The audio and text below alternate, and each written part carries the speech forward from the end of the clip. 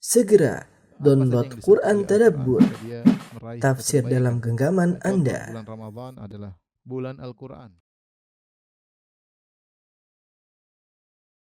Bismillahirrahmanirrahim. Assalamualaikum warahmatullahi wabarakatuh. Alhamdulillahi ala ihsanih wa syukru lahu ala taufiqihi wa amtinanih. Asyhadu an la ilaha illallah wahdahu la syarika lahu ta'ziman li sya'nih.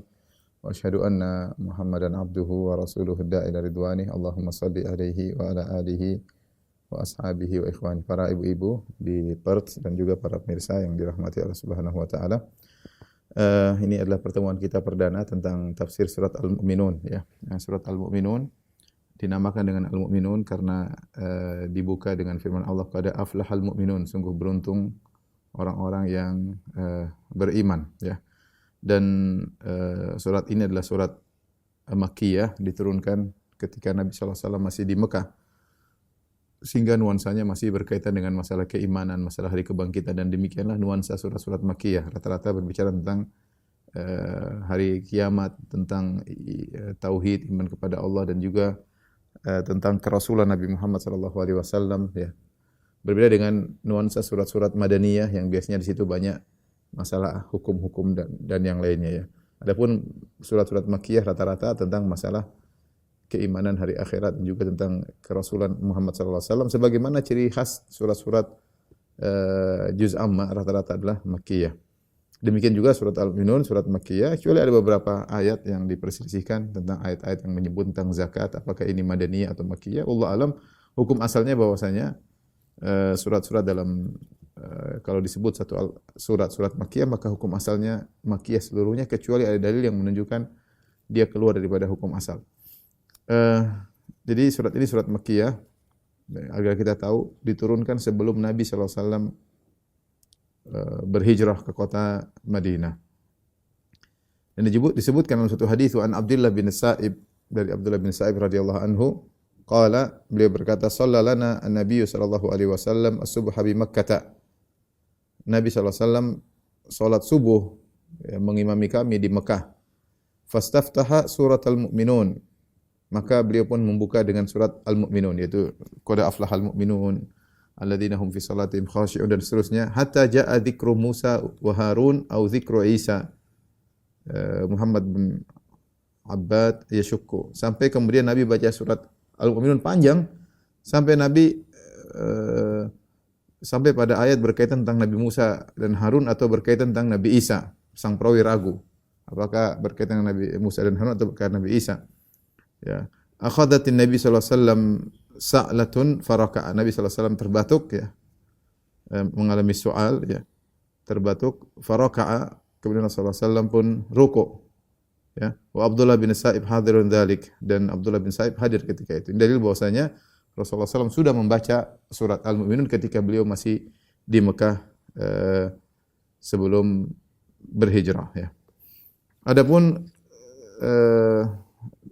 sudah kita sebutkan tadi, nuansa materi atau topik yang disebutkan oleh Allah dalam surat Al-Mu'minun rata-rata adalah tentang nuansa surat-surat Makkiyah yang lainnya, tentang tauhid, tentang membatalkan kesyirikan, tentang hari kiamat, ya, tentang juga kenabian Nabi Muhammad sallallahu alaihi wasallam. Ini secara umum, tentu ada pembahasan-pembahasan lebih detail dalam surat Al-Mu'minun.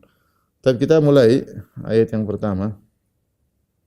Allah Subhanahu wa taala berfirman, qad aflahal mu'minun, sungguh beruntung orang-orang yang beriman. Sungguh beruntung orang yang beriman. Apa yang dimaksud dengan al-falah? Kita sering dengar hayya 'alas shalah, hayya 'alal falah ya. Hayya 'alal falah, marilah menuju kepada kemenangan ya.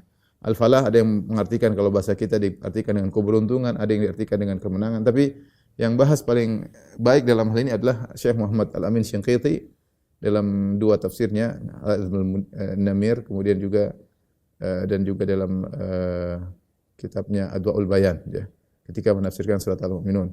Beliau mengatakan al-falah dalam bahasa Arab kembali kepada dua makna.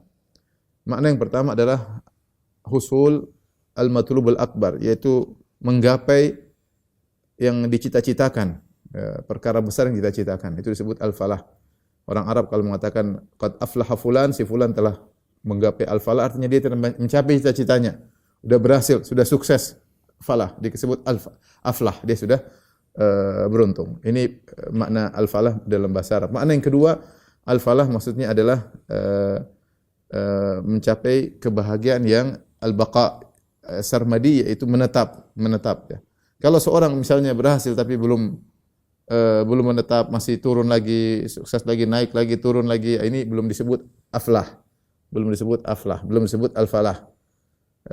Oleh karenanya al-falah mengandung dua makna tersebut, yaitu al-husul alal matlubil akbar, berhasil menggapai cita-cita, kemudian kontinuitas, kontinu dalam kebahagiaan yang diraih.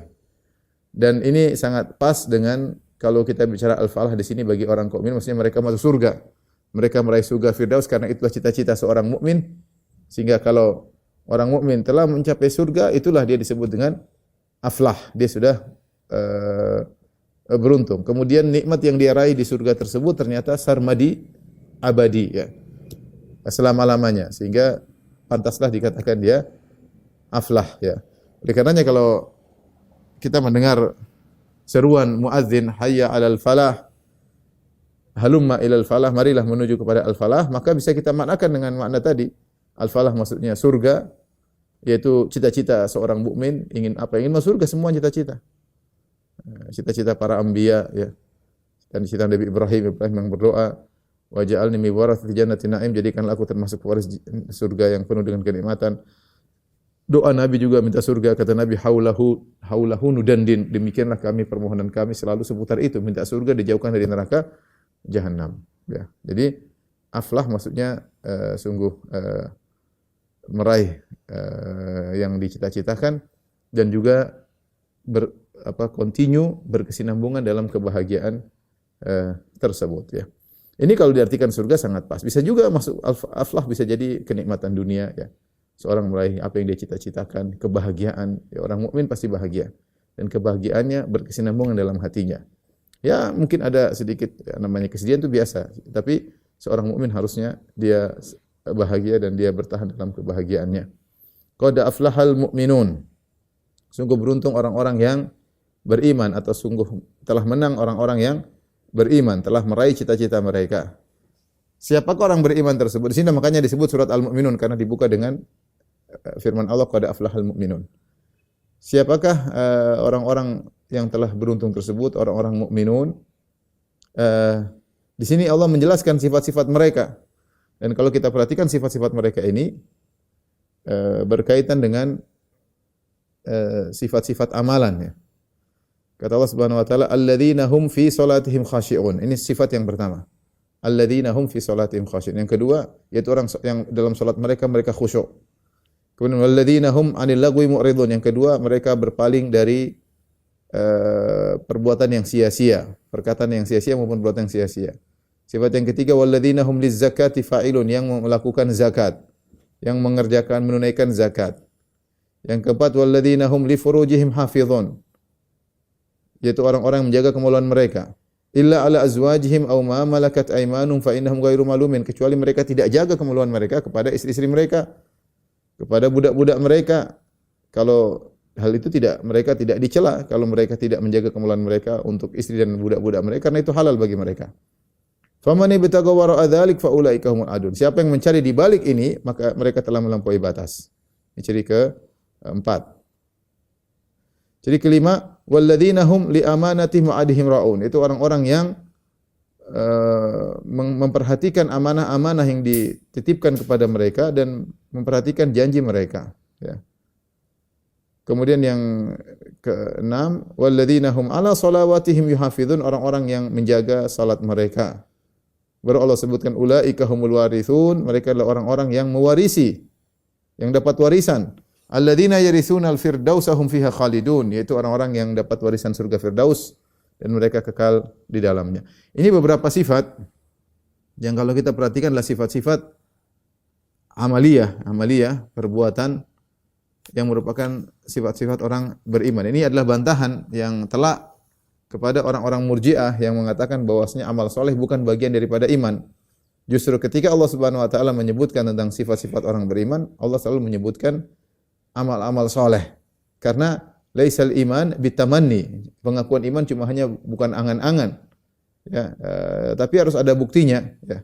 Harus ada buktinya. Makanya tidak Allah menyebutkan orang bertakwa, orang beriman kecuali Allah sebutkan ciri-cirinya. Dan ciri-cirinya di antaranya berkaitan dengan amal soleh. Makanya ketika Allah berfirman, Innal ladzina amanu wa amilus solihat. Sungguhnya orang beriman dan beramal soleh. Bukan berarti amal soleh bukan bagian dari keimanan. Justru amal soleh bagian dari keimanan. Cuma dia disebutkan secara spesifik karena dia sangat penting. Ini bukti daripada keimanan. Percuma seorang mengaku beriman tapi tidak ada buktinya. Tidak ada bukti amaliyahnya. Ya. Seperti pohon tapi tanpa buah. Ya. Percuma. Ya. Maka justru amal soleh merupakan bukti keimanan. Sebagaimana dalam ayat ini Allah menyebutkan telah menang atau telah beruntung orang yang beriman, kemudian Allah sebutkan ciri-cirinya. Ibu yang dirahmati Allah Subhanahu wa taala, ciri yang pertama, alladzina hum fi salatihim khashi'un, itu orang-orang yang mereka khusyuk dalam salat mereka. Ini ciri pertama yang menunjukkan bagaimana perhatian Allah Subhanahu wa taala terhadap salat, ibadah yang sangat agung. Ya, karena Allah sebutkan sebagai ciri pertama. Kemudian berikutnya dalam salat tersebut yang Allah sebutkan sifat salat tersebut adalah khusyuk.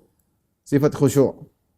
Khusyuk ini sangat penting dalam salat. Asalnya khusyuk adalah amalan hati asalnya, tetapi kemudian dia terproyeksikan dalam anggota tubuh al-jawarih, namanya anggota tubuh al-jawarih. Maka secara zahir orang yang khusyuk itu bagaimana? Dia ada khusyuk hati, ada khusyuk tubuh ya. Dua-duanya sangat penting. Tubuh harus khusyuk, hati juga harus khusyuk dan duanya saling membantu. Ya. Kalau khusyuk berkaitan dengan anggota tubuh seperti misalnya jangan lihat ke langit. Rasulullah SAW melarang seorang ketika salat melihat ke langit. La yantahiyanna aqwamun. Ya. Hendaknya suatu kaum berhenti dari melihat ke langit, melihat ke atas kata Nabi SAW. Ya, Rasulullah melarang ya. Karena melihat ke atas menunjukkan tidak beradab, tidak khusyuk di hadapan Allah Subhanahu wa taala. Makanya saya ingatkan misalnya kalau ada orang-orang lagi berdoa, doa kunut, maka jangan lihat ke atas. Memang benar kita kalau lagi di luar berdoa kita ke atas ya. Tetapi ketika dalam kunut dalam salat kita tundukkan pandangan ke bawah. Ini tanda kekhusyuan. Ya.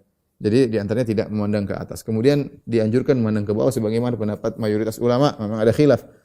Apakah dianjurkan lihat ke tempat sujud atau lihat ke depan? Jumhur ulama mengatakan lihat ke tempat sujud. Mazhab Malikiyah mengatakan dianjurkan lihat ke depan ya. Intinya tidak melihat ke atas ya. Tapi kalau kita lihat ke bawah lebih khusyuk karena pandangan kita terbatas tidak melihat kemana-mana, fokus ke arah sujud. Ini menunjukkan kekhusyuan. Di antara kekhusyuan yaitu tidak ada iltifat ya. Yang yakhtalisu syaitan yang Nabi menyebutkan iltifat, tengok itu merupakan curian syaitan. Syaitan mencuri pahala salat kita. Kita lagi di sini kemudian kita tengok dengan pandangan lirikan mata ke kanan ke kiri ini semua berlawanan dengan kekhusyuan zahir, enggak boleh. Kita berusaha fokus ke depan. Kemudian juga gerakan-gerakan tidak perlu ya, gerakan-gerakan entah menggoyang jenggotnya, entah kumisnya, entah bajunya, entah apanya, entah sorbannya. Ini semua bertentangan dengan kekhusyuan zahir, zahir ya. Adapun kekhusyuan hati, maka ini lebih penting daripada kekhusyuan zahir. Tapi dua-duanya dituntut. Kekhusyuan hati yaitu seorang salat dan dia merasa dia sedang berhadapan dengan Rabbul Alamin, sedang berbincang-bincang dengan Allah Subhanahu wa taala. Karena Nabi sallallahu alaihi wasallam, "Inna ahadakum idza kana fi shalat fa innahu yunaji rabbahu." Sungguhnya seorang ketika dalam salat dia sedang bermunajat dengan Allah Subhanahu wa taala. Berbicara dengan Allah Subhanahu wa taala. Maka dalam hadis qudsi, dalam hadis sahih Muslim, kata Allah, "Idza qala 'abdi alhamdulillahirabbil alamin." Allah berkata, "Hamidani 'abdi." Kalau hambaku membaca Al-Fatihah dan dia membaca ayat pertama, "Alhamdulillahirabbil alamin." Maka Allah menimpal, Allah mengatakan, "Hamidani 'abdi." Hambaku telah memujiku.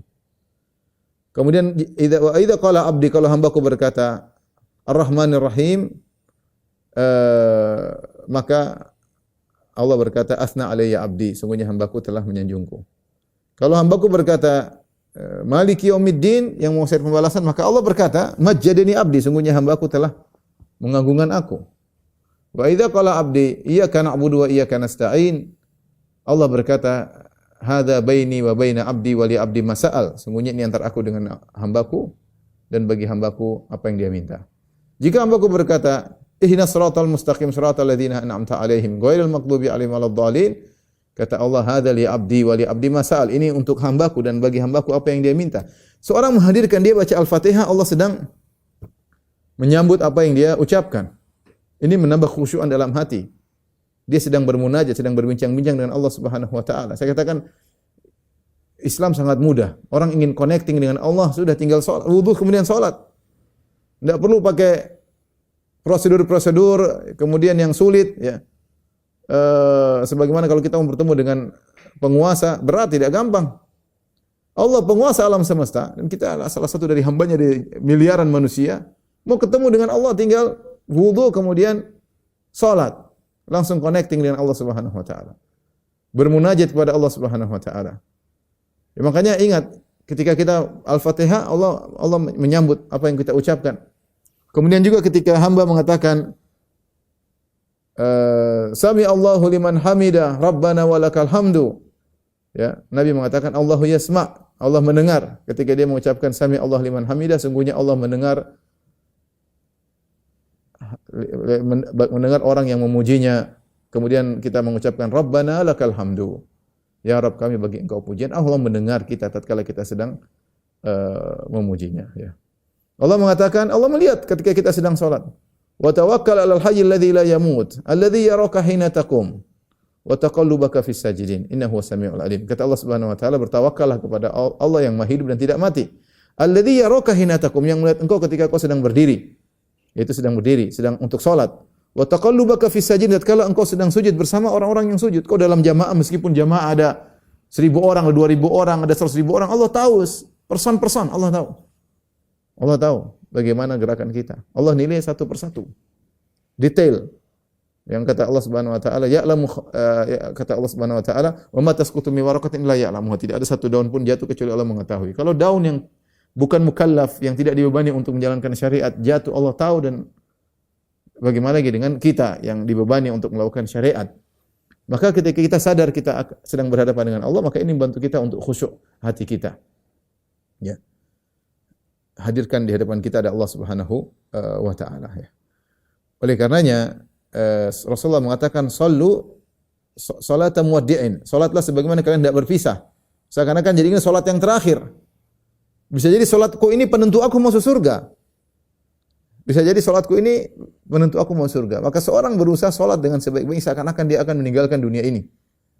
Bagaimana sih kalau orang akan meninggal dunia, akan salat dengan sebaik-baiknya. Kita enggak tahu kapan nyawa kita diambil oleh Allah Subhanahu wa taala. Jadi khusyuk hati penting, khusyuk zahir juga, dua-duanya penting, harus diperhatikan, harus diperhatikan. Adapun kalau orang dia bilang hasilnya khusyuk tapi salatnya gerak-gerak, ya, maka sebagaimana perkataan sebagian salaf, kalau dia hatinya khusyuk tidak mungkin badannya tidak khusyuk. Ada kelaziman antara keduanya. Ada kelaziman di antara keduanya, ya.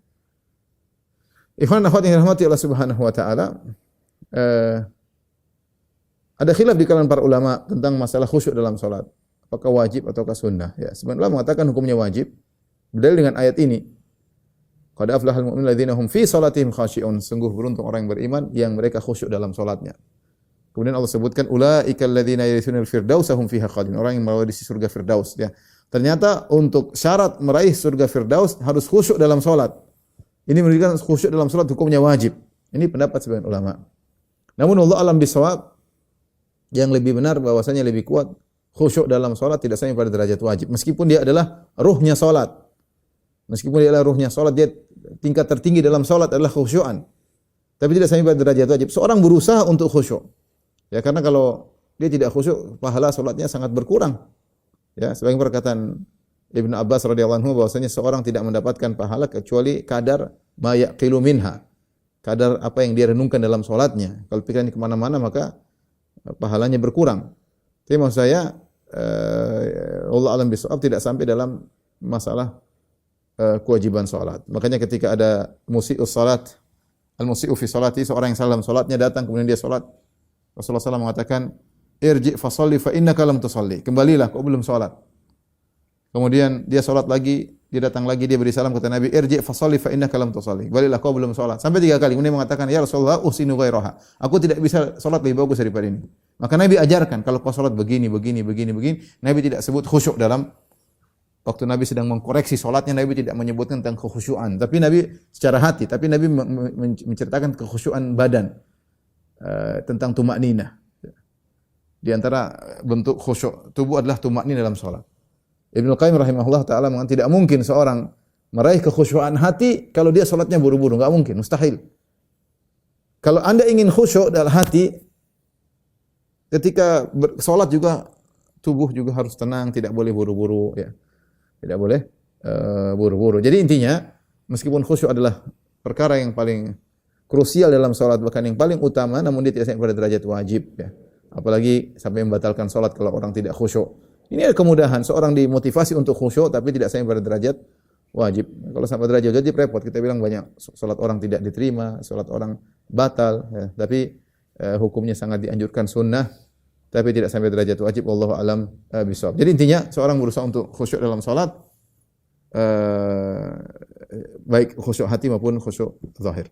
Ada faedah yang disampaikan oleh Ibnu Daqiq al-Id dalam kitabnya Ihkamul Ahkam ketika membahas tentang hadis keutamaan salat wudu, yaitu Nabi sallallahu alaihi wasallam bersabda setelah berwudu, kata Nabi sallallahu alaihi wasallam, "Man tawadda'a nahwa wudu'i hadza, tsumma shalla rak'ataini la yuhadditsu fihi ma nafsahu, ghufira lahu ma taqaddama min dhanbi." Barang siapa berwudu seperti wuduku, kemudian dia salat 2 rakaat, dia salat wudu, la yuhadditsu fihi ma nafsahu, dia tidak mengajak bicara jiwanya, artinya dia khusyuk. Ghufira lahu ma taqaddama min dhanbi, maka diampuni dosa-dosanya telah lalu. Di sini kata Ibnu Daqiq al-Id rahimahullahu taala dalam kitabnya Ihkamul Ahkam bahwasanya seorang tidak membawa jiwanya ketika salat melayang kemana-mana. Ini penyakit kalau kita lagi salat, pikiran kita kemana-mana, pikiran ke makanan, pikiran kita ke pekerjaan, pikiran kita ke anak-anak, pikiran kita kemana-mana, pikiran ke utang, barang hilang ketemunya ketika salat, lupa tahu-tahu ingat dalam apa? Ketika salat. Banyak hal yang setan buat kita lupa, ya ingat.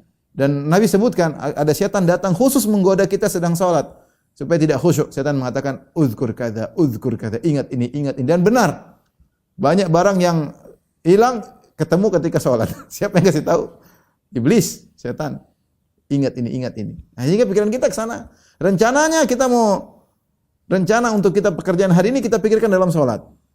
Ya. Sehingga betapa banyak orang salat dia tidak sadar, tahu-tahu sudah sampai rakaat keempat. Rakaat 1, kedua, ketiga saking khusyuknya lewat begitu saja, tidak dia sadari. Karena pikirnya sudah kemana-mana. Tahu-tahu sudah rakaat keempat, tahu-tahu imam sudah Assalamualaikum warahmatullahi wabarakatuh. Tiba-tiba sudah salam. Kenapa? Karena setan memang datang uzkur kata ingat ini. Tetapi kata Ibnu Daqiq al-Id, ini faedah yang saya tidak dapatkan kecuali dari beliau rahimahullahu taala, bahwasanya selama seorang ketika dia tidak bisa menolak khawatir itu pikiran-pikiran yang melintas di hati sulit untuk kita hindari. Selama khawatir tersebut, khawatir yaitu pikiran-pikiran yang melintas masih berkaitan dengan akhirat, maka seorang masih dikategorikan dalam kekhusyuan. Masih dalam koridor dia masih khusyuk. Selama pikirannya tidak keluar dari akhirat. Misalnya seorang sedang salat, tahu-tahu dia ingat berbakti kepada orang tua, dia ingat maksiat yang dia lakukan, dia ingat tentang hari kiamat. Padahal imam baca lain, baca surat lain, dia pikirannya ke hari akhirat. Seharusnya dia berusaha fokus dengan apa yang dibaca oleh imam, berusaha maknanya, mengerti maknanya, tapi banyak orang tidak paham apa yang dibaca oleh imam. Pikirannya ke akhirat, maka ini masih dikategorikan sebagai orang khusyuk insyaallah taala, karena dia bukan memikirkan sesuatu yang ajnabi, sesuatu yang asing, tapi dia masih memikirkan berkaitan dengan akhirat yang itu sangat penting dia lakukan dalam salatnya. Wallahu a'lam bishawab. Ini kesimpulan tentang masalah khusyuk. Kata Allah, alladzina hum fi salatihim khashi'un, yaitu orang yang khusyuk dalam salat mereka, ya. Di sini Allah datangkan dalam bentuk isim fa'il khashi'un, yaitu mereka berusaha selalu pertahankan khusyuknya, bukan khusyuk cuma rakaat pertama, rakaat kedua, tiga, empat, enggak. Makanya datang isim fa'il. Isim fa'il itu menunjukkan istimrar, continue, kesinambungan. Jadi sejak rakaat pertama sampai rakaat keempat berusaha khusyuk. Ya, selalu dia khusyuk. Kalau tapi ini perjuangan untuk bisa menjadi orang khusyuk dalam salat perlu perjuangan. Tapi kalau dia sudah sampai pada titik itu mudah bagi dia untuk khusyuk. Jadi alladzina hum fi salatihim khashi'un. Orang-orang yang dalam salat mereka senantiasa khusyuk. Ya, ini ciri pertama syarat masuk surga Firdaus. Yang kedua, walladzina hum 'anil lagwi mu'ridun, dan orang-orang yang berpaling dari al-lagwu. Al-lagwu secara bahasa artinya ma la faidata fihi, yang tidak ada faedahnya. Minal aqwal wal af'al, dari perkataan-perkataan tidak ada faedahnya maupun perbuatan tidak ada faedahnya. Ya. Dan seorang yang meninggalkan al-lagwu, ya, itulah yang disebut dengan orang yang zuhud, ya. Karena Syekhul Islam Ibnu Taimiyah ketika menyebut tentang makna zuhud, dia mengatakan tarku ma la yanfa'u fil akhirah. Zuhud adalah meninggalkan sesuatu yang tidak bermanfaat di akhirat. Kita tidak bisa menerapkan ayat ini kecuali kita memiliki sifat zuhud. Makanya kita renungkan, kita mau ngomong, mau nulis, mau berbuat, mau ke sana, mau kemari, pikir ada manfaatnya enggak di akhirat. Kalau enggak ada, maka kita berpaling, karena itu lagu, tidak ada faedahnya. Ini kita tidak berbicara tentang perkara yang haram, kita bicara baru perkara yang lagu, yang tidak, yang sia-sia. Memang ada khilaf dengan para ulama lagu, ada yang mengatakan syirik, ada yang mengatakan kemaksiatan, macam-macam, ada yang mengatakan kebatilan. Tapi secara bahasa al-lagu itu adalah mala faedata fih, sesuatu yang sia-sia, tidak ada faedahnya. Terkadang jelas kalau maksiat itu lagu, bukan cuma tidak ada faedah, bahkan berikan kemudaratan, apalagi kesyirikan. Tapi kalau kita ingin benar-benar menerapkan ayat ini, kita meninggalkan semua yang sia-sia, maka kita selalu hadirkan dalam diri kita makna zuhud, yaitu tarku ma la yanfa'u fil akhirah, meninggalkan yang tidak bermanfaat di akhirat. Kita mau begini, tanya, ini ada manfaatnya enggak di akhirat? Saya dapat pahala enggak ikut ini? Saya ikut dapat pahala enggak melakukan ini? Kalau dapat pahala, kerjakan. Kalau enggak. Banyak perbuatan-perbuatan tradisi kehidupan sehari-hari bisa menjadi nilai pahala, ya. Banyak, ya. Menyenangkan istri, kita niatkan, oh, saya ini ada pahalanya. Menyenangkan istri, menyenangkan anak-anak. Ngobrol sama orang tua, itu bentuk berbakti, banyak hal.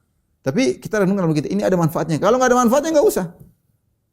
Pergi ke sana misalnya, jauh-jauh acara rame-rame, ada manfaatnya bagi agamamu enggak? Ada manfaatnya bagi akhiratmu. Kalau enggak ada, enggak usah. Itu lagu namanya. Itu lagu. Dan sekarang ini di dunia kita banyak sekali yang lagu, yang sia-sia, bukan sia-sia, bahkan maksiat banyak sekali. Apalagi dunia medsos banyak sekali. Misalnya seorang wanita duduk kemudian setengah jam melihat browsing tas misalnya. Kalau dia punya uang mau beli nggak apa-apa kan. Tapi kalau nggak punya uang kemudian lihat tas ini, model tidak lama setengah jam lewat, tidak lama 45 menit lewat. Ini lagu, nggak ada faedah. Ini dia rasanya menjauh. Tidak perlu. Kecuali dia ada keperluan, ya. Karena dia harus walimah, dia harus beli tas yang bagus misalnya. Boleh. Yang penting perkara yang sia-sia dia jauhi. Dan kita sekarang bukan berbicara tentang perkara sia-sia, kita terjerumus dalam perkara yang mungkar. Orang-orang yang mewarisi surga Firdaus bukan hanya meninggalkan yang mungkar. Bahkan perkara yang sia-sia yang tidak ada faedahnya, yang mungkin tidak mendatangkan dosa tapi tidak ada faedahnya, mereka tinggalkan. I'rad artinya benar-benar berpaling, bukan cuma lihat-lihat, tidak lihat-lihat, berpaling. Mereka itu tidak ada manfaatnya, mereka berpaling, tidak kepo sama sekali. Tidak nengok-nengok sama sekali, tidak, karena i'rad, mereka berpaling. Ini ciri yang berat. Sifat yang berat ini dimiliki orang-orang yang pewaris surga Firdaus, surga yang paling tinggi. Kita sedang bicara tentang tabaqatul ulia, tentang level tinggi dari kaum mukminin. Yang Allah mengatakan qad aflahal mu'minun, orang yang telah beruntung. Pertama khusyuk dalam salatnya. Yang kedua berpaling dari perkara-perkara yang sia-sia, dan itu perkara yang sangat berat terutama di zaman sekarang ini. Ya. Sehingga kita terkadang candaan terkadang kita bercanda di grup, di teman-teman. Kalau ada manfaat enggak ada masalah. Menyenangkan hati orang sesekali, ya. Mizah itu kata para ulama seperti garam, candaan. Kebanyakan enggak bagus, sedikit-sedikit saja menyenangkan hati orang. Kebanyakan akhirnya terjerumus pada ngejek orang, dusta terkadang, buang-buang waktu kebanyakan, ya. Ini contoh. Kalau kita memiliki sifat ini, alladzina 'anil lagwi mu'ridun, maka dia mentakar candaan yang dia lakukan. Ada waktunya. Tidak terus-terusan, tidak ada kedustaan. Karena kalau sudah sampai pada kedustaan, sampai bohong, sampai berlebihan, maka ini sudah lagu, sia-sia, tidak ada faedahnya. Allah musta'an. Apalagi sekarang di zaman kita banyak YouTuber yang bikin klip-klip yang tidak ada faedahnya. Yang nonton banyak lagi, jutaan, ya. Karena bagi mereka ada faedah dapat duit. Jadi YouTuber dapat duit. Ya kita yang nonton ini nggak ada faedahnya. Pamer mobil baru lah, pamer rumah baru lah, pamer anjing baru lah, pamer sepatu baru lah, ya. Pamer jalan-jalan ke sana kemari, sudah orang diikat dengan kehidupan dunia yang glamor, ya. Dan macam-macam. Yang jadi korban kita-kita, anak-anak terbiasa dengan perkara yang sia-sia, terbiasa. Sementara ciri orang-orang yang pewaris surga Firdaus berpaling dari perkara yang sia-sia. Kemudian waladzina hum lizakati fa'ilun. Jadi berikut yang ketiga, dan orang-orang yang melakukan zakat. Ya. Yang melakukan zakat. Maka di sini lihat yang melakukan zakat. Sini ada dua pendapat di kalangan para ulama. Apa yang dimaksud dengan melakukan zakat? Di sini zakat ada yang memaknakan maksudnya zakatul amwal, yaitu bayar zakat. Pendapat kedua, ini juga pendapat sebagian ulama mengatakan zakat sini maksudnya zakat hati. Zakat hati, ya. Coba kita tulis di sini. Jadi Allah Subhanahu wa taala, walladzina hum lizzakati fa'ilun. Itu orang-orang yang melakukan zakat. Yang melakukan zakat. Nah, zakat di sini maksudnya apa? Ada khilaf, ya. Ada khilaf di kalangan para ulama. Para ahli tafsir khilaf. Ada yang mengatakan zakat sini maksudnya zakat harta, zakatul amwal.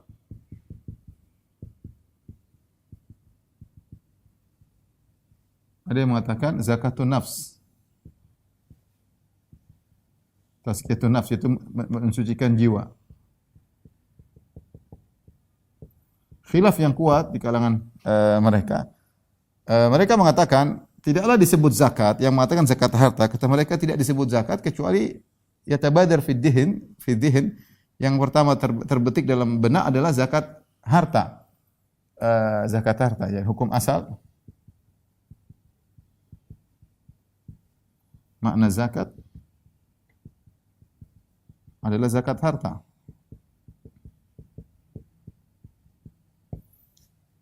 Mereka mengatakan demikian, ya. Yang ini mengatakan tidak. Kata mereka ini bukan zakat harta. Kenapa? Karena zakat harta baru diwajibkan di Madinah. Sementara surat Makkiyah. Sementara surat ini Makkiyah. Maksudnya turun di Mekah. Jadi zakat ini bukan maksudnya zakat jiwa, bukan zakat harta tapi zakat jiwa. Zakat jiwa seperti dalam Al-Qur'an Allah berfirman, zakat jiwa seperti firman Allah Subhanahu wa taala, qad aflaha man zakkaha wa qad khaba man dassaha. Ini contoh dalam surat Asy-Syams. Qad aflaha man zakkaha, sungguh beruntung orang yang mensucikan jiwa. Jadi disebut juga zakat, tapi maksudnya mensucikan jiwa. Kemudian juga firman Allah Subhanahu wa taala, qad aflaha man tazakka wa dzakara isma rabbih fasalla, ya. Dan surat Sabbih isma rabbikal a'la. Man tazakka, sama ini juga mensucikan jiwa, ya. Seperti kata Allah juga, ya, walaula fadlullahi alaikum wa rahmatuhu ma zaka minkum min ahadin abada walakinallaha yuzakki man yasha. Walakinallaha yuzakki man yasha. Ya. Lafal zakat dalam Al-Qur'an juga banyak. Akan tapi Allah yang mensucikan jiwa siapa yang Allah kehendaki. Di sini juga zakat maksudnya mensucikan jiwa. Contohnya lagi apa namanya? Wa ammal gulamu fakana abahu mu'minaini fa khashina ayyurihkahuma tughyanan wa kufra farana ayyubdilahuma rabbuhuma khairan minhu zakata wa ruhma. Khairan minhu zakata wa aqraba ruhma. Di sini zakat, ya, maksudnya adalah kesucian hati. Khairan minhu zakatan. Jadi pendapat ini mengatakan zakat yang dimaksud sini adalah mensucikan jiwa, bukan zakat bayar duit. Apalagi ayatnya makkiyah. Kata mereka yang mengatakan zakat amwal, kata mereka meskipun makkiyah di Mekah sudah diwajibkan zakat. Diwajibkan zakat secara umum. Yang di Madinah berkaitan dengan zakat khusus. Yang di Madinah baru diwajibkan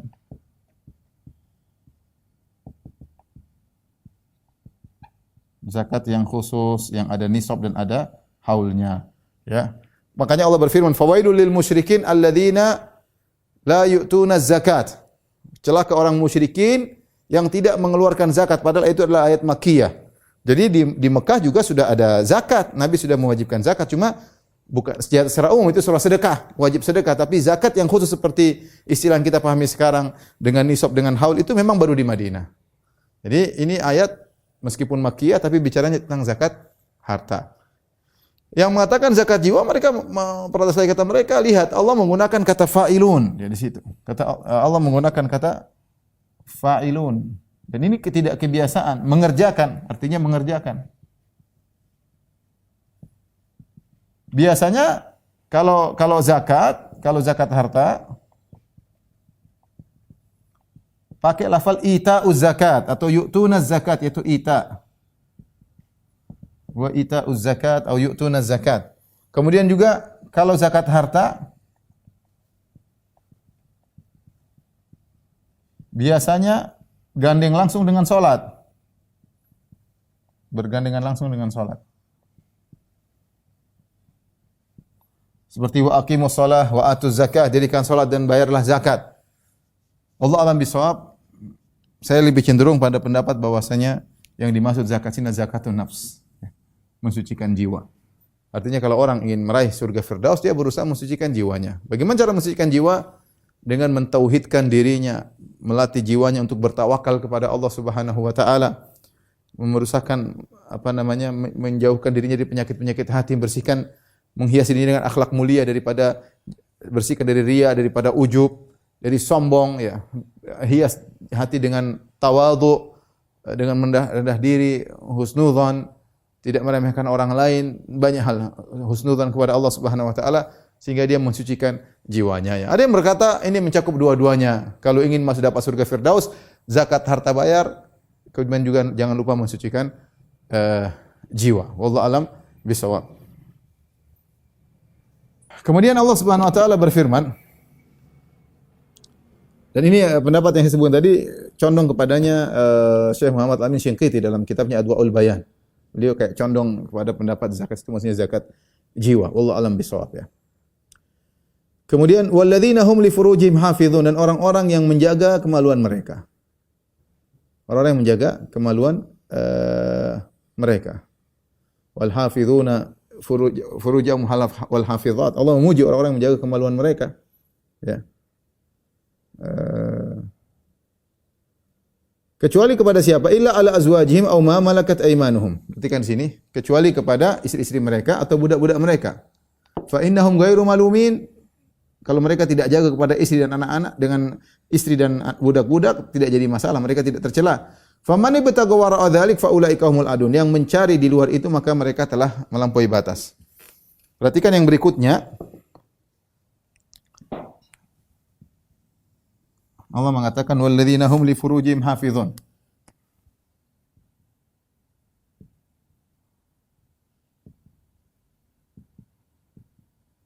Hafizun. Orang-orang yang menjaga kemaluan mereka. Ya.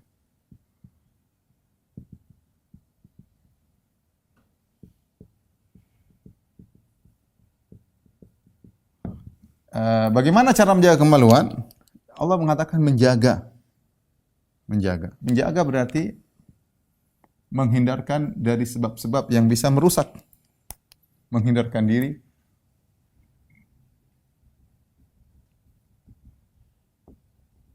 dari sebab-sebab yang mengakibatkan tidak menjaga kemaluan.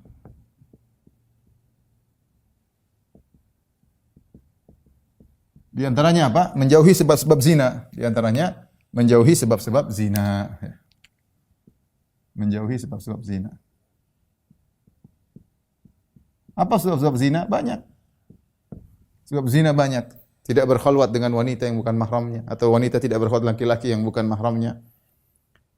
Tidak melihat hal-hal yang haram, ya. Tidak menonton film-film tayang-tayang yang bisa mengobarkan syahwat, ya. Tontonan yang mengajari orang untuk menggampangkan zina, menggampangkan selingkuh dan yang lainnya, ya. Tidak bersafar sendirian tanpa mahram, khawatir di tengah jalan tergoda atau ngobrol dengan laki-laki lain yang menggoda dia, dan banyak hal. Ya, banyak hal, ya. Yang paling utama adalah di antaranya menundukkan pandangan. Ini bentuk menjaga. Menjaga. Allah tidak hanya mengatakan tidak berzina, tapi Allah mengatakan walladzina hum li furujihim hafidhun. Dia jaga, namanya jaga, dia perlu menjaga dari hal yang bisa merusak. Hal yang bisa merusak kemaluannya, terjerumus dalam kemaksiatan, maka dia hindari. Kecuali pada dua hal yang dikecualikan, kecuali pada dua hal. Illa ala azwajihim aw ma malakat aymanuhum. Illa ala azwajihim aw ma malakat aymanuhum. Azwaj maksudnya istri-istri atau budak-budak wanita, ya. Ini boleh, tidak perlu dijaga karena memang sama istri tidak jadi masalah. Berhubungan istri melihat kemaluan kita enggak ada masalah, kita melihat kemaluan istri tidak jadi masalah karena berhubungan, karena tidak perlu dijaga buat istri. Kemudian budak-budak wanita, tentu ini sekarang sudah tidak ada, ya, tapi dulu sempat ada, ya. Ini sekarang sudah tidak ada, ya. Dulu ada, ya. Dulu orang bisa budak laki-laki punya budak wanita dan dia boleh menggaulinya. Sekarang sudah tidak ada, ya. Sekarang berarti istri. Apa yang bisa kita ambil dari sini? Faedah bahwasanya berarti dua hal. Pertama, boleh melihat dan dilihat, boleh melihat kemaluan pasangan karena tidak perlu dijaga.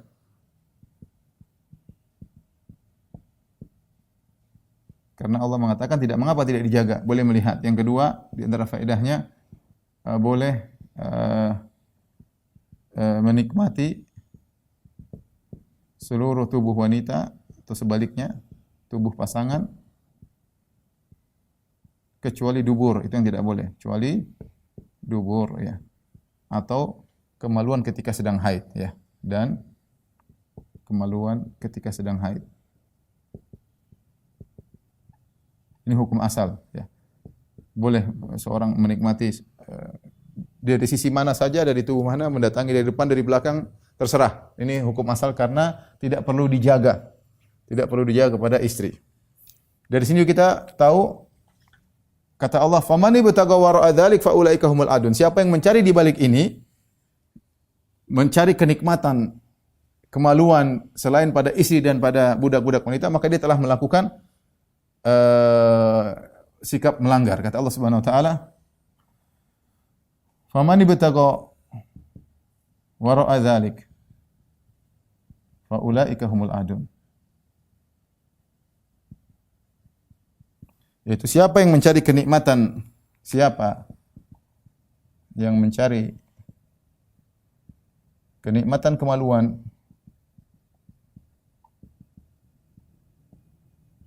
dari selain dua perkara di atas,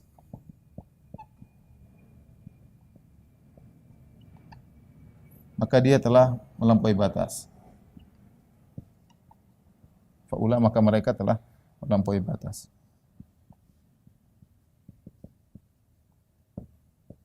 Di antara cara mencari kenikmatan kemaluan yang melampaui batas, di antaranya misalnya kata para ulama seperti tentunya berzina. Tentunya homoseksual atau lesbi, ini dua-duanya berarti mencari kenikmatan syahwat kemaluan dengan cara yang bukan dua ini, ya. berzina, homo atau lesbi. Kemudian juga di antaranya misalnya eh, nikah mut'ah. Kenapa nikah mut'ah tidak boleh? Karena nikah mut'ah tidak menimbulkan konsekuensi wanita sebagai istri, karena yang dibolehkan cuma istri. Nikah mut'ah waktunya terbatas dan juga tidak ada waris mewaris antara suami dan istri. Tidak ada kewajib nafkah bagi sang wanita. Ini bukan konsekuensi istri. Istri itu kita nafkahi. Kalau dia meninggal kita waris. Kalau kita meninggal dapat waris dari kita, ya itu namanya istri. Adapun cuma nikah mut'ah cuma 1 jam, 2 jam, sehari 2 hari tanpa harus menafkahi, ini namanya bukan istri. Maka dilarang adalah nikah mut'ah di antara hal yang dilarang dalam hal ini ya. Kemudian juga di antara disebutkan para ulama misalnya adalah masturbasi ya. Masturbasi juga di antaranya atau disebut nikahul yad, menikah dengan tangan ya. Baik laki-laki maupun perempuan hukumnya haram, ini termasuk faulaika humul adun. Memang ada khilaf tentang masturbasi, tapi pendapat jumhur bahwasanya hukumnya haram. Mereka berdalil dengan ayat ini. Famani bataga wara dzalik faulaika humul adun. Siapa yang mencari kenikmatan, kemaluan di balik dua perkara ini, maka mereka telah melanggar ya. Dan ini umum ya. Bahwasanya ayat ini umum. Kata Allah, "Famani bataga wara dzalik." Siapa yang mencari di balik itu. Umum, mencakup apapun yang dilakukan selain daripada dua ini, maka hukumnya haram ya. Oleh karenanya ketika Nabi menawarkan solusi kepada para pemuda yang punya syahwat, kata Nabi sallallahu alaihi wasallam, "Ya ma'syaras syabab, man istata'a minkumul ba'a falyatazawwaj. Fa inna aghaddu lil basar wa ahsanu lil farj, faman lam yastati' fa alaihi bisyam." Kata Nabi sallallahu alaihi wasallam, wahai para pemuda, siapa yang punya kemampuan untuk menikah, maka menikahlah. Itu lebih menundukkan pandangan, punya kemaluan. Barang siapa tidak mau maka puasa. Nabi mengatakan barang siapa tidak mampu, silakan onani atau masturbasi. Enggak. Padahal kebutuhan seorang untuk melampiaskan syahwatnya ada. Tapi Nabi tidak memberi solusi dengan masturbasi dan onani. Nabi menyuruh puasa. Berarti menunjukkan onani atau masturbasi hukumnya haram, mencari kenikmatan dengan cara yang dilarang oleh Allah Subhanahu wa ta'ala. Barang siapa melakukannya, dia tidak termasuk dari orang-orang yang meraih surga Firdaus. Dia tidak masuk dalam orang-orang yang meraih surga Firdaus. Ada sebagian ulama yang mengatakan boleh, karena mengatakan mengeluarkan air mani adalah kebutuhan sebagaimana suatu yang berlebihan dalam tubuh boleh dikeluarkan, seperti buang ingus atau buang ludah. Mengeluarkan air mani juga adalah perkara yang dibolehkan karena sama-sama mengeluarkan suatu yang dalam tubuh. Tapi dibantah bahwasanya itu kias, bertentangan dengan keumuman. Ini mafhum dari ayat ini, bahkan kita bukan mafhum, mantuk dari ayat ini, semua di balik dua ini hukumnya haram, maka tidak bisa dipertentangan dengan kias tersebut yang kiasnya lemah. Wallahu alam bisawab, bahwasanya masturbasi atau ini hukumnya haram kecuali dalam kondisi darurat. Ulama mengatakan dalam kondisi darurat, orang takut berzina, orang takut terjerumus dalam keharaman, dia boleh masturbasi. Misalnya seorang berpisah dari istrinya di luar negeri, kemudian dia takut kalau dia berzina, ya onani enggak apa-apa ya, sehingga dia tidak terjerumus dalam maksiat ya. Atau dia takut melihat yang tidak-tidak, tertarik hatinya, hasratnya pengin nonton macam-macam, mending dia masturbasi daripada dia melihat hal yang haram ya. Itu contoh, dia darurat, dan ini diperbolehkan karena kondisi apa? Darurat, tapi hukum asalnya tidak diperbolehkan. Wallahu alam bishawab.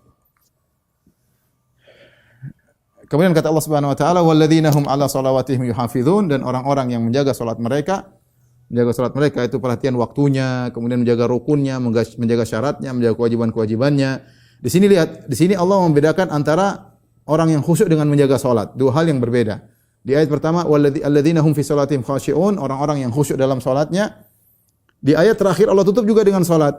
Walladzina hum 'ala shalawatihim yuhafizun. Sebelumnya walladzina hum li amanatihim wa ahdihim ra'un, dan orang-orang yang menjaga amanah mereka dan menjaga janji mereka ya. Amanah banyak ya. Amanah berkaitan dengan Allah Subhanahu wa taala. Allah amanahkan kepada kita. Allah amanahkan istri bagi kita. Kata Allah Subhanahu wa taala, "Wastahlaltum furujahunna bi amanatillah." Ya. Atau fa innahu istawsun nisa fa innahunna awanin indakum akhadtumuhunna bi kalimatillah wastahlaftum akhadtumuhunna bi amanatillah wastahlaftum furujahunna bi kalimatillah. Jadi istri adalah amanah, kata Nabi sallallahu alaihi wasallam, kalian mengambil mereka dengan amanah dari Allah, maka harus ditunaikan amanah tersebut jangan dizalimi, tunaikan hak-haknya. Ya, anak-anak juga amanah. Kullukum ra'in wa kullukum mas'ulun an ra'iyatihi. Setiap kalian adalah pemimpin, kalian ditanya pertanggungjawaban terhadap anak-anak. Kita punya amanah laki-laki, amanah istri, amanah anak-anak. Jangan kita senang-senangkan mereka, kita berikan apa yang mereka mau, akhirnya kita menjadi pengkhianat, ya. Pengkhianat terhadap Allah Subhanahu wa taala karena mengkhianati amanah tersebut merusak anak-anak mengikuti kesenangan mereka. Banyak amanah yang harus kita kerjakan, semua perkara yang wajib itu amanah dari Allah Subhanahu wa taala. Kemudian berkaitan amanahnya orang harus ditunaikan, dijaga, ya. Berkaitan dengan hak-hak orang, harta orang itu amanah. Demikian juga janji-janji, ya. Wa ahdihim raun, kalau mereka sudah berjanji, seorang berjanji kepada Allah, maka dia harus tunaikan. Ya, kalau dia bernazar, dia harus tunaikan, ya. Berjanji kepada Allah dia tunaikan. Dia catat, jangan asal berjanji kepada Allah tidak dia tunaikan. Demikian janjinya kepada orang lain. Ya, dia tunaikan janjinya, tidak asal janji-janji tanpa dia tunaikan dan dia lupakan, ya. Orang-orang penghuni Firdaus mereka menunaikan amal dan menunaikan janji. Kemudian alladzina hum ala salawatihim yuhafizun, tadi orang yang menjaga salat, di sini saya katakan tadi dibedakan antara yang khusyuk dengan yang menjaga. Menjaga maksudnya menjaga salat waktunya dikerjakan pada waktunya, menjaga rukun-rukunnya, menjaga wajib-wajibnya secara zahir. Beda dengan khusyuk, khusyuk masalah hati. Jadi ada dua hal yang berbeda. Bisa jadi orang salat khusyuk tapi dia tidak menjaga salat. Salatnya tidak pada waktunya, dilambat-lambatin, kemudian kurang perhatian sama sunnah-sunnahnya misalnya. Ada orang yang mungkin menjaga salat tapi khusyuknya enggak ada. Yang diminta oleh Allah dua-duanya. Engkau menjaga salat, jaga kewajibannya, syaratnya, wajib-wajibnya, dan engkau juga khusyuk dalam salat, dua-duanya. Syarat sebagai masuk surga Firdaus, ya. Dua-duanya harus dijaga. Setelah itu Allah berfirman, ulaika humul warithun. Mereka itulah orang-orang yang mendapat warisan. Alladzina yarithunal firdausa hum fiha khalidun, yaitu orang-orang yang mewarisi surga Firdaus dan mereka kekal di dalamnya. Surga Firdaus adalah surga yang tertinggi. Kata Nabi sallallahu alaihi wasallam, "Idza sa'altumullah fas'aluhul firdaus fa innahu 'alal jannah." Kalau kalian minta kepada Allah fas'aluhul firdaus fa innahu awsatul jannah, dia yang paling tengah, wa 'alal jannah dan yang paling tinggi. Wa fawquhu al-arsyur rahman, dan di atas surga Firdaus langsung arsy-Nya Allah Subhanahu wa taala. Wa minhu tafajjaru anharul jannah, dan dari situlah kemudian mengalir sungai-sungai surga. Jadi surga Firdaus surga yang paling tengah dan yang paling tinggi.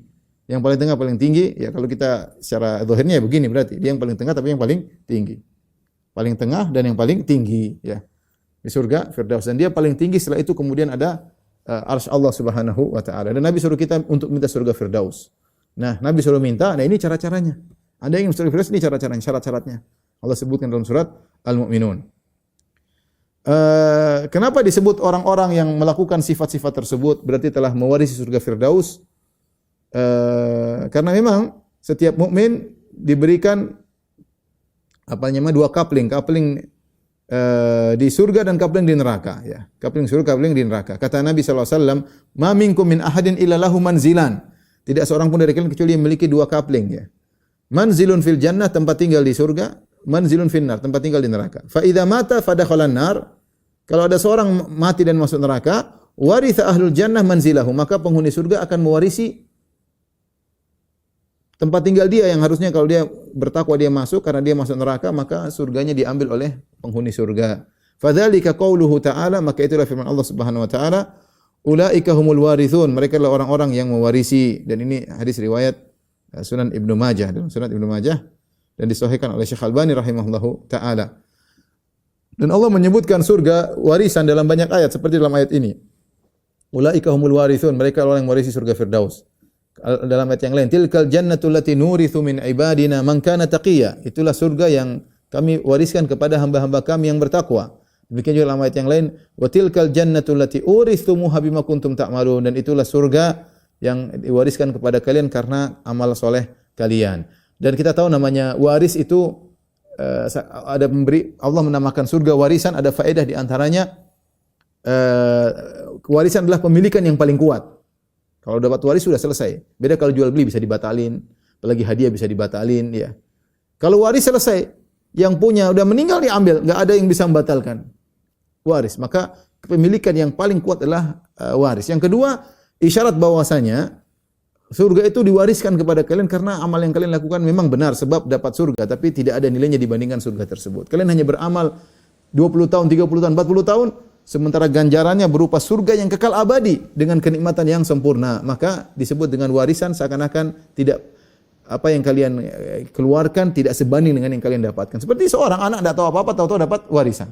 Dia enggak kerja apa-apa, cuma statusnya sebagai anak. Ayahnya meninggal dapat warisan.